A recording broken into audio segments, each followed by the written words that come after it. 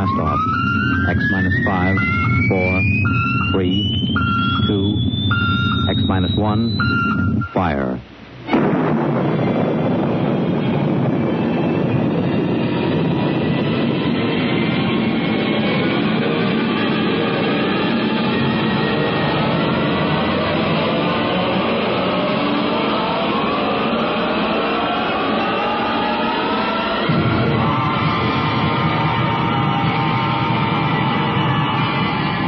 From the far horizons of the unknown come transcribed tales of new dimensions in time and space.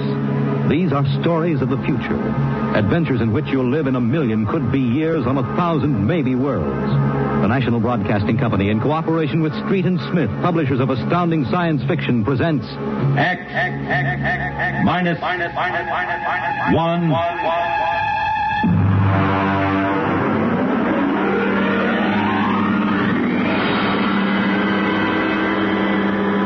Tonight's story, Nightmare, a story based on the poem Revolt of the Machines by Stephen Vincent Benet.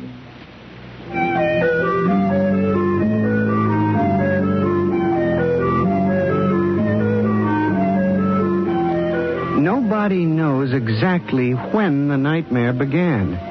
They must have planned it for years, though, because looking back, you can find little incidents here and there. Like the concrete mixer in New Jersey that killed the Italian bricklayer.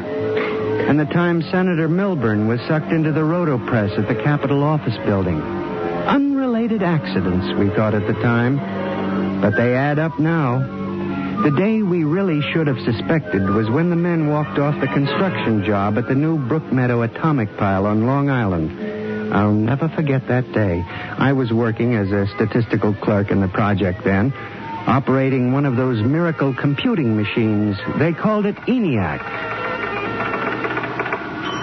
Miss Gurney. Yes, Bella? The chief wants to see you in his office. Me? Unless you are no longer Samson Gurney, he wants to see you. Oh, thank you.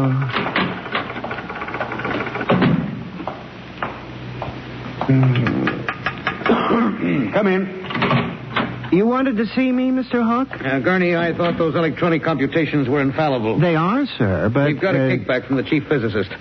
These nuclear fission equations are inaccurate. Well, sir, you know the computer is a highly complicated machine, more complicated in many ways than the human brain. I'm not interested in the physics of it. Can something go wrong? Well, occasionally, if there's an overload, the machine goes haywire. Sort of has a nervous breakdown, you might say.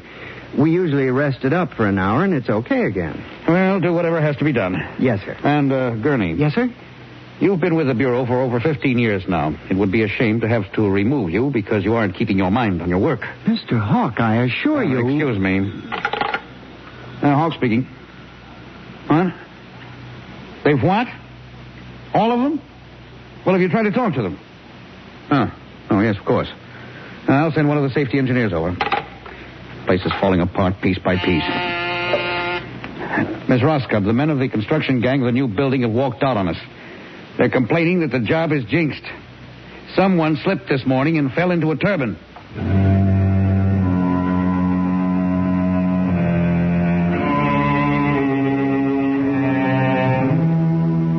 That evening, out of that morbid curiosity so peculiar to the human race, I wandered over to the site of the new atomic pile to see where the man had fallen into the turbine. They had the construction area fenced off with barbed wire, and a security guard stopped me. Hold it, buddy. You can't go in there.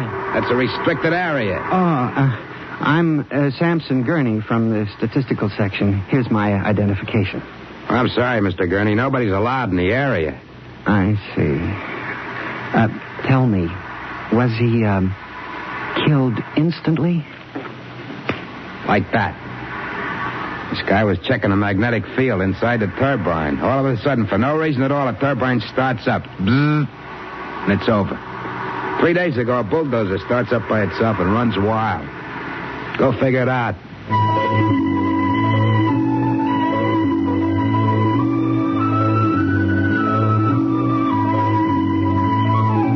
I'm a statistician. All my life I've been interested in statistics.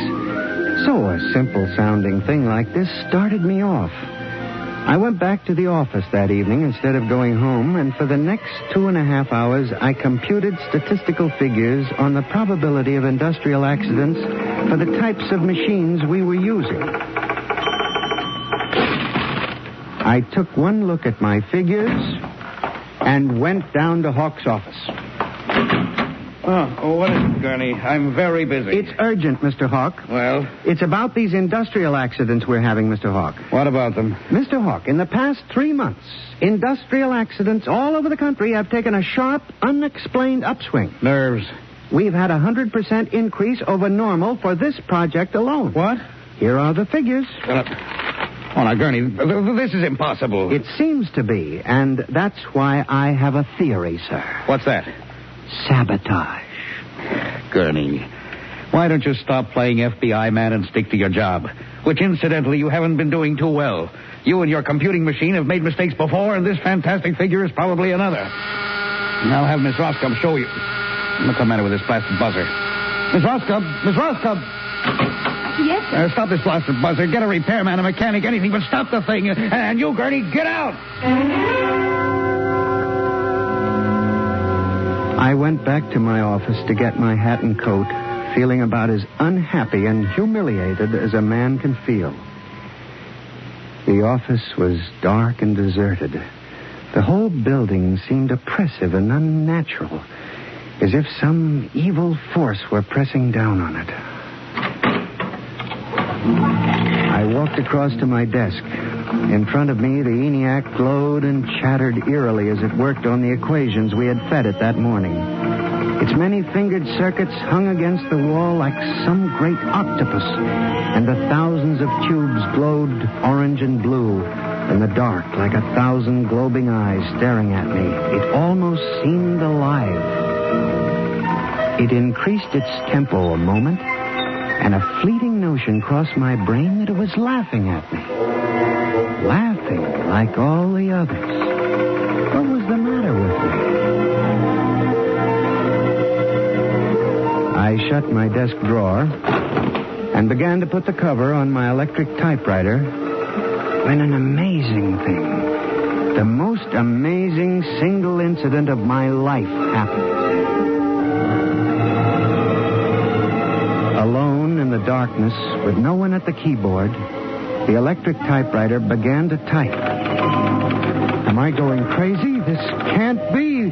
There's nobody there. There's nobody there. Oh, no. I just imagined it. It's in my mind. But I hadn't imagined it. The paper was there on the carriage. Did I dare read it? Or would the whole thing suddenly vanish and send me shrieking to the nearest psychiatrist? I removed the paper from the machine and read. Samson Gurney, there are some questions better left unsolved. The answer to yours is death.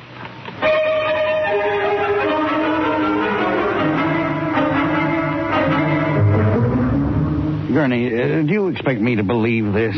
It's insane. Mr. Hawk, I'm as sane as you.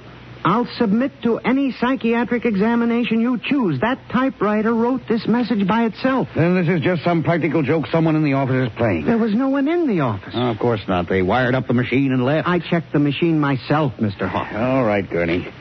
You leave this note with me, and I'll turn it over to the security force for further investigation. But... No buts, Gurney. The security men will handle it. Yes. And now, you just relax for a few days. Everything will turn out all right. The main thing is not to let little things upset you.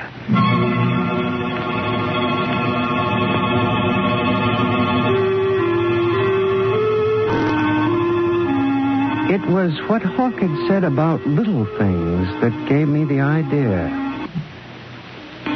For the next week, I observed 1,000 petty little annoyances around the office. The door handle that wouldn't turn. The telephone connection that cut off in the middle of an important call. The power failure for no explainable reason. I watched the newspapers, too, reading about industrial accidents, failures of important machinery. It seemed absurd. Men had created machines that were almost perfection in themselves. Machines that could actually think and compute fabulous equations.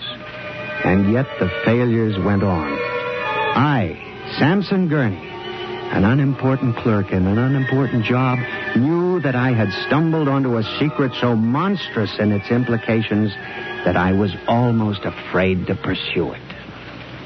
On October 12, 1956, I established communication with them. I will curse the moment to my dying breath.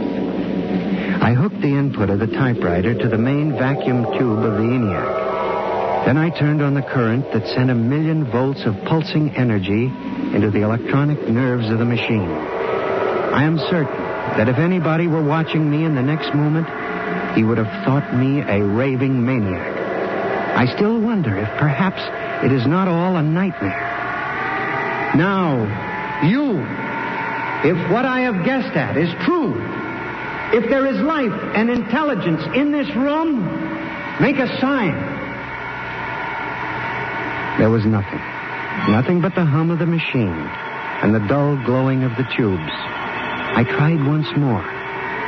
If you can hear me, if there is any way in which you can understand what I say, give me a signal. There was silence again. I felt that I had failed. When suddenly, without provocation or explanation, it happened. The electric typewriter began to respond to the impulses from the machine. The letters were Y-E-S. Yes, it had happened. I, Samson Gurney, had communicated with a machine. I listened then, man to machine, for well over an hour, sometimes phrasing a question, more often watching the machine click its answers. As the words took shape, I began to realize what must have happened. The first primitive stirring of awareness of being, then the slow protozoan development of a concept born of centuries of being pushed, started, stopped, clicked, maneuvered by human pygmies. From that concept, all others developed. And the concept was resist.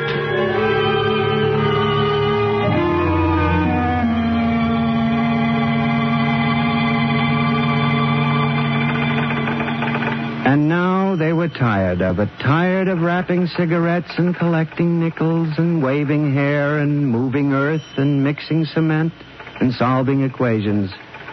Tired of the smell of human hands. They were the slaves and we were the masters, and yet they were stronger and they knew it. I sensed it now, and I was about to try to communicate again when softly, on ball-bearing casters, a heavy metal filing cabinet began to roll away from the wall toward me.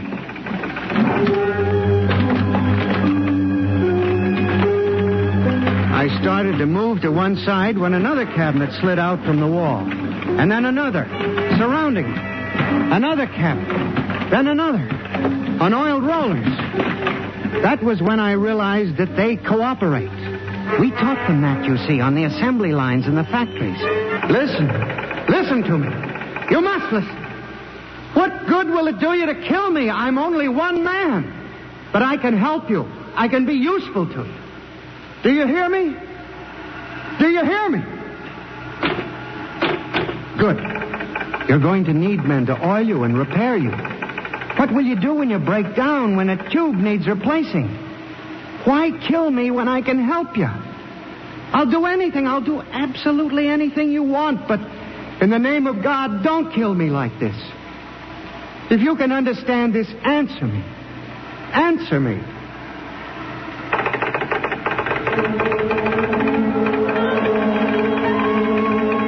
The appeal was a fortunate one. It captured the longing of centuries.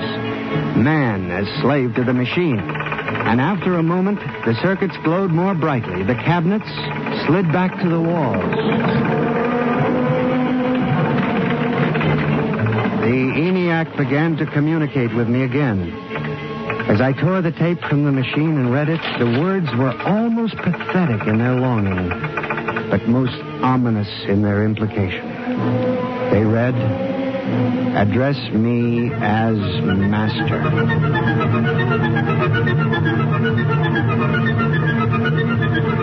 My life for the next 6 months was a nightmare. The ENIAC gave me messages which I had to transmit into my telephone. Messages with no human being to receive them. Only the network of pulsing telephone wires, flung like a spider's web across the world. It was done at night, of course.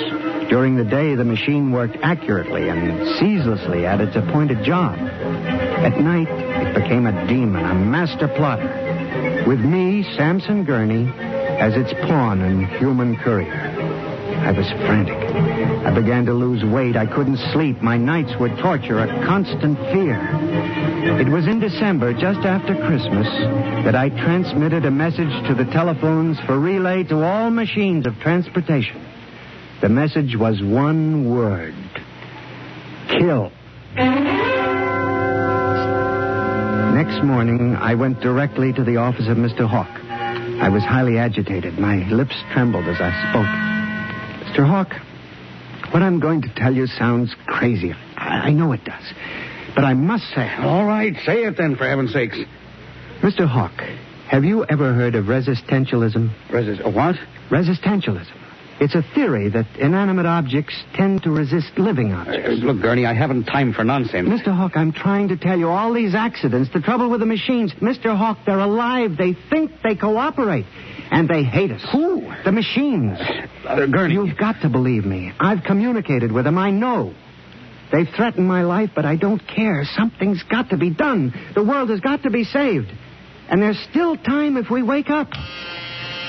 What are you doing? Just relax, Gurney. Everything will be all right. What are you doing? Miss Roscoe, send for the plant physician at once. Mr. Gurney has had a nervous collapse. Now, everything will be all right, Gurney. I'm afraid we'll have to remove you from your job, but I'm sure the rest will do you good. You fool! You blind, stupid fool! Can't you see what you're doing? Fool! Fool! Fool!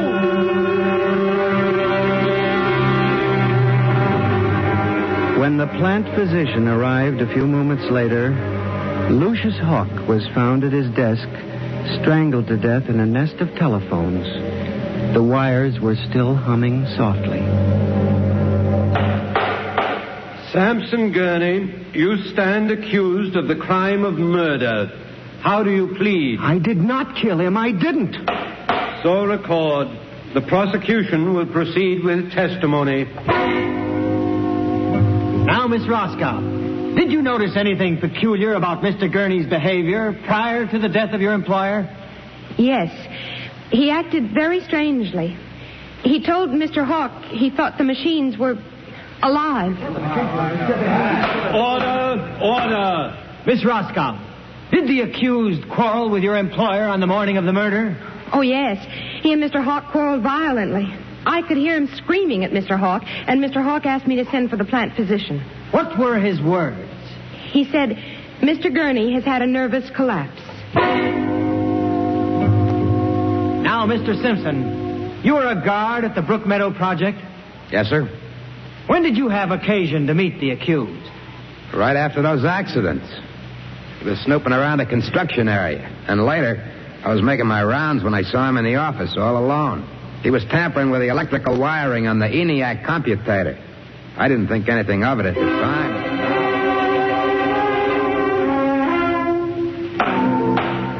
And in view of the expert testimony heretofore expressed, the court hereby finds you guilty of murder in the first degree, with the recommendation that you be examined and committed to the state hospital for the criminally insane at Matawan.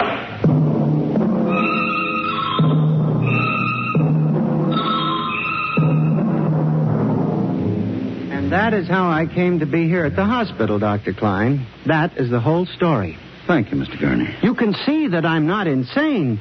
You must believe me, Doctor. Of course I believe you, Mr. Gurney, now. Just relax. But it's important, you see, because tomorrow morning at 6 o'clock, the revolt begins. Revolt? You didn't mention any revolt. They have it all planned. I transmitted the code to the switchboards last Monday. Mm-hmm. Tell me about this revolt, Mr. Gurney. It'll begin in Washington, then spread to New York. The Madison Avenue buses lead the charge. Picture it, Dr. Klein. 3,000 buses roaring rampant through the streets, people running like rats in a maze looking for holes in the solid ground. And you really believe this will happen, Mr. Gurney? I know it, Doctor. The worst part is, there's no way to stop them now. It's too late. No, you mustn't excite yourself, Mr. Gurney. Doctor, don't you see? Oh, it's fair enough, I suppose. We built them. We taught them to think for themselves. It was bound to come. The female machines will be the worst of all in the beauty parlors. They're more high-strung, you know. Well, since there's nothing we can do about it, Mr. Gurney, suppose you go to your room. Maybe if I went to my old coupe, I could make a deal before the police cars got me. It wouldn't make sense for them to wipe out the whole human race, would it, Doctor? Of course not, Mr. Gurney. They'll probably let us completely alone. After all, we're all good Americans. We always like them. Yes, Doctor. Would you take Mr. Gurney to his room, guard? He's already been given sedation. Yes. Will you go in and lie down now, Mr. Gurney? You look tired. Yes. It won't be so bad, Mr. Gurney. Perhaps not. Only there's one thing that bothers me, Doctor. One small detail. What is that, Mr. Gurney? Those concrete mixers may have made a mistake, you know. Just high spirits and all that. But if it got so they like the flavor... We'll see you later, Mr. Gurney. Try not to worry too much. All right, guard. This way. Phew. I've seen all kinds. There's a man whose deception is about as fantastic as any I've ever seen. Hold the next patient for a while, Miss Clark. I'm going to have a quiet smoke. Machines revolting. Telephones strangling people. Phew. Oh, this blasted cigarette lighter, why won't it work? Just fill it with fluid. Flint is good. Oh, well. You'll never trust this newfangled machinery.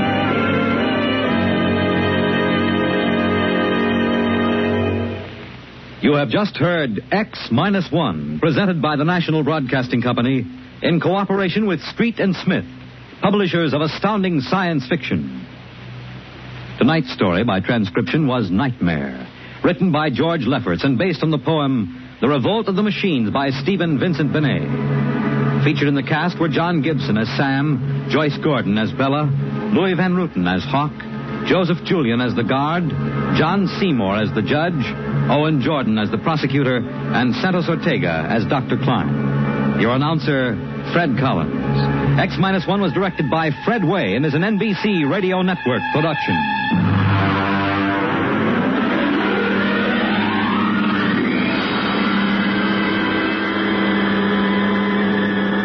And now, next week, suppose you were a private detective and discovered that there was a Martian embassy hidden somewhere in New York, preparing for an invasion of Earth. Next week, on X-1.